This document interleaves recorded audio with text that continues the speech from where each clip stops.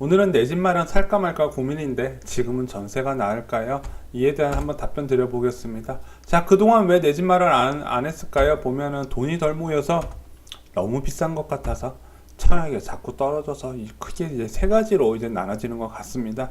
자, 이 세 가지에 대해서 하나하나 이제 원인과 분석 그리고 어떻게 해야 될지 한번 다뤄드려 보겠습니다. 그 전에 내 집 마련 시작할 때 언제 시작을 해야 될까요? 저는 개인적으로 자녀가 초등학교 들어가는 시점이 제일 좋을 것 같아요. 이제 결혼을 하고 나서 자녀가 초등학교까지 들어가는 시점까지 한 8년 정도에서 9년 정도 시간이 필요하잖아요.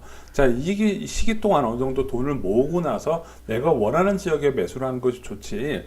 너무 결혼 초반에 자금이 한정된 자금 상황에서 이제 별로 좋지 않은 지역, 그 황금성이 별로 없는 지역에 들어가는 건 저는 별로 추천드리고 싶지는 않아요. 그래서 좀 어느 정도 시기를 보고 돈을 많이 모으셨다가 자녀가 초등학교 들어가는 시점에서 한번 노려보시라. 두 번째, 대출 2억 이내로 아파트 구입이 가능할 때. 자, 대출 2억 이내도 내가 갚을 능력이 충분히 되어야 될 때, 내가 만약에 1년에 버는 금액이 적다, 뭐 1, 2천만 원밖에 안 된다, 그럼 대출은 1억에서 1억 5천 정도로 줄어들어야겠죠. 자, 내 집만 할 때 대출 끼는 건 자연스러운 거지만 너무 과도한 대출은 하우스 푸어가 된다는 점 잊지 마십시오. 자, 마지막으로 위치, 가장 중요한 것 중 하나입니다. 출퇴근 시간이 70분 이내입니다. 자, 출퇴근 시간이 어디냐? 자, 내 집 현관문을 열고 회사의 사무실 의자에 딱 앉았을 때 거리가 한 70분 정도 되는 곳이 가장 이상적입니다. 그 이상 되면 아빠가 너무 힘들어요. 그리고 집값도 안 오르고요. 자, 그리고 교육 우수 지역, 이거는 뭐가 좋냐? 기본적으로 아파트 밀집 지역이면 중반 이상은 무조건 한다. 이렇게만 알고 계시면 돼요. 자, 그리고 내 집만은 절대 투자가 아니다. 이거 잊지 마세요. 요즘 뭐 7억짜리 아파트, 8억짜리 아파트, 내 자본 3억인데 투자 겸해서 살려고 그러는데 사도 될까요? 사지 마세요. 내 집만은 투자가 아니에요. 올라도 내 집이고 떨어져도 내 집이기 때문에 오른다고 팔고 어디 못 갑니다. 자녀가 학교를 다니고 있는데 어디를 이사를 갑니까? 대부분 올라도 내 집이고 떨어지면 그냥 기분 나쁠 뿐이에요. 자, 그래서 내 집만은 투자 같은 경우는 단 하나밖에 없다. 저는 이렇게 말씀드립니다. 재건축 대상 아니면은 80년대 재건축 가능성 있는 아파트를 미리 매수하셔서 올수리해서 들어가신 경우 말고는 절대 투자가 아니라 오히려 노후 준비에 가깝다. 내 집 마련은 노후 준비다. 이렇게 말씀을 드렸습니다. 자, 어떤 아파트 크기가 좋은가? 보통 이것도 자녀 수에 따라 다릅니다. 자녀가 한 명이면 전용 59제곱미터면 충분해요. 집값도 저렴하고 집값 상승률도 굉장히 높습니다. 전용 74제곱미터 요즘 신도시에 가면 많이 있는 사이즈인데 전용 74면 아마 29평에서 분양평수 한 30평 정도 된다고 보시면 돼요.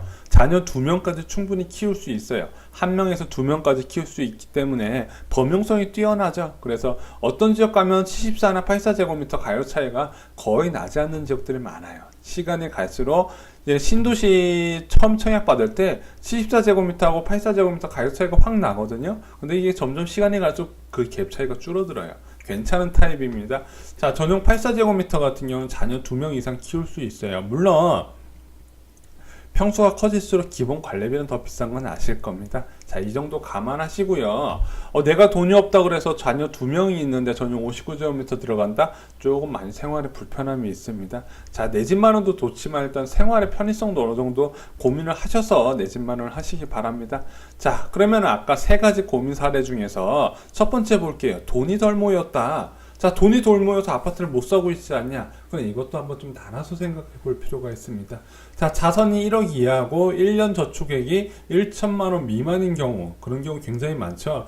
보통 신혼부부들이 결혼을 할 때 결혼 비용 빼고 내 집 마련을 위해서 주택 마련을 위해서 한 1억 정도 비용을 내외를 많이 구해요. 이제 그렇게 시작을 하는데 만약에 결혼을 하자마자 출산을 하게 하고 이제 그 외벌이가 되는 경우가 되게 많아요. 이런 경우가 굉장히 많거든요. 그렇게 되면은 자, 내가 가진 돈이 1억도 안 되고 그리고 1년에 저축할 수 있는 금액도 뭐 1천만 원이 안 된다. 뭐 한 달에 한 80만 원인데 현실적으로 외벌이는 생활비를 다 쓰고 나면 한 달에 100만 원 저축하는 게 굉장히 힘든 세상이에요.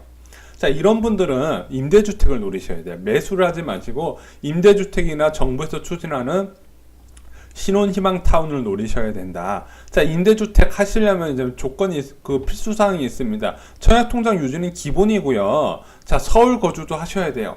왜냐? 임대주택은 서울에서 공급이 많이 됩니다. 무슨 소리예요? 서울에 땅이 없다면서요? 재건축할 때 임대주택 부분 다 빼고 재건축을 해요. 그래서 재건축 1000세대 한다. 그러면 100세대는 임대주택으로 빼놓고요. 예전에 이 재건축 임대주택은 무조건 장기전세로 뽑았는데, 보증금만 있는 장기전세로 뽑았는데, 이제부터 행복주택으로 뽑기 때문에 월세식으로 들어갑니다. 그래도 거주 여건이 굉장히 뛰어나고 가격도 저렴해요. 자, 그래서 서울 거주와 임대주택 노린다. 무조건 서울 거주는 필수예요. 마지막으로 무주택 유지. 이건 뭐냐? 부모님이 혹시 내 이름으로 집 같은 거 갖고 있으면 빨리 처분해 달라고 하세요. 예. 이거 굉장히 많아요. 부모님이 막 뭐 어디 투자해놨다, 특히 막 재개발 지역에 막 어설프게 막 빌라 사놓으신 분들이 있거든요. 이런 거 빨리 처분해 달라고 하세요. 자, 그래서 얼른 내가 임대주택 당첨을 위한 이 세 가지 조건 잘 채우셔가지고 기회를 잘 보세요. 자, 인터넷 카페, 네이버 카페 보시면요. 임대주택 당첨을 위해서 모여있는 카페 정보가 되게 많아요. 그 카페에 가입하셔가지고 모집 공고 뜨는 거 잘 유심히 보시기 바랍니다. 생각보다 경기도 지역에 임대주택 공급이 별로 없어요. 네, 별로 없어요. 자, 그리고 나는 돈도 어느 정도 있고 1년에 1000만원 이상 저축하는 맞벌이다. 자, 맞벌이들 같은 경우는 뭐 2, 3천만 원 이상 기본적으로 매년 저축을 하잖아요, 최소. 자, 이런 분들은 일단 내가 가진 재산이 그렇게 많은 상황은 아니잖아요. 그래서 서울권 노리기는 힘드시고 신도시 신규 청약을 하셔야 되는데, 이때 59제곱미터, 전용 59제곱미터하고 74제곱미터를 노려보세요. 그래서 바로 서울에 접근하시는 건 현실적으로 어렵고요. 지금 같은 아파트 고가격 시대에는 신도시 지역에서 한번 흐름을 끊고 한번 쉬었다가 그 다음에 점프하셔서 서울 지역으로 가신다, 이렇게 보시면 됩니다. 그래서 59제곱미터, 74제곱미터 넣으시면 가격도 부담 없고 가격 상승률도 높다.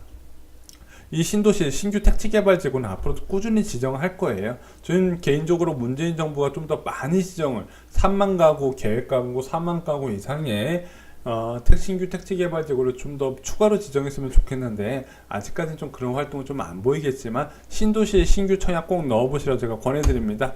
자, 그리고 두 번째, 청약에서 자꾸 떨어져요. 그럼 이런 분들은 뭐냐? 일단 어느 정도 모아놓은 재산은 있으신 것 같아요. 자, 근데 이제 자꾸 떨어지는 이유가 뭘까? 보면은 뭐 어차피 뭐 이제 30대 초반 분들은 가점이 낮잖아요. 공공분양은 불이익 액수가 적고 민간 분양은 가점이 낮으니까 자꾸 떨어지는데, 이럴 때는 조급하지 마셔야 돼요. 조급하지 말고 기다릴수록 가점이 높아진다, 나한테 기회가 온다 생각으로 일단 임대 거주를 하세요. 대한민국이란 전세란 제도, 전 세계에서 유일하게 한국만 있는 제도인데, 이거 외국 사람들 보면 깜짝 놀랍니다. 이렇게 좋은 제도가 어디 있어요? 매매 가격의 50%에서 70%의 돈만 내면은 그 주택 그냥 2년 동안 공짜로 사는 거잖아요. 전세제도를 이용하시면서 조급해하지 마시고 기다리셔라. 자, 앞으로 더 좋은 지역의 아파트가 공급된다. 이건 당연한 거예요. 자, 재건축 아파트, 재개발 아파트 지금 활발하게 진행하고 있죠. 앞으로 서울 지역에 더 좋은 아파트 공급되는 거 여러분도 다 아실 거예요. 기다리시면 더 좋은 기회가 나오고요. 이런 아파트들이 공급되면 기존 아파트 가격을 다운시킵니다. 자, 공급이 늘어나면 당연히 가격은 낮춰지게 된다. 기본적인 상식이죠. 그렇기 때문에 기다릴수록 더 좋은 기회가 온다. 그리고 세 번째, 앞으로 집값은 우하향 가능성이 크다. 집값은 항상 이렇게 수직적으로 오른 게 아니라 오르고 내리고 다시 오르고 내리고를 반복을 합니다. 자, 지금 이 정도라고 보시면 앞으로 내릴 가능성이 크다. 왜냐? 대출도 잡았고 규제도 잡았고 그리고 투자 수요도 다 빠져나간 상황에서 실제적인 실수요만으로 가격 상승을 이루기가 힘들다는 거죠. 그러면서 전세 가격이 떨어지고 있어요. 그러니까 투자자들은 앞으로도 더욱더 급매물을 늘릴 가능성이 크다는 거죠. 그래서 급할 필요가 없다. 자, 네 번째, 당첨은 한 번만 되면 돼요.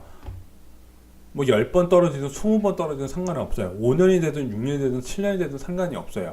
길어질수록 가점은 높아지고 더 좋은 지역에 투자 가치가 높은 내 집 마련을 하실 수 있다. 가치가 좋은 아파트를 저렴하게 살 수 있는 기회는 많아진다. 그렇기 때문에 조급하지 마셔라. 마지막에 조급함에 악수를 주지 말라. 이게 자꾸 떨어지다 보면 스트레스 받아가서 주변에 그냥 비싼 아파트 능력도 안 되는데 사시는 분들 많아요.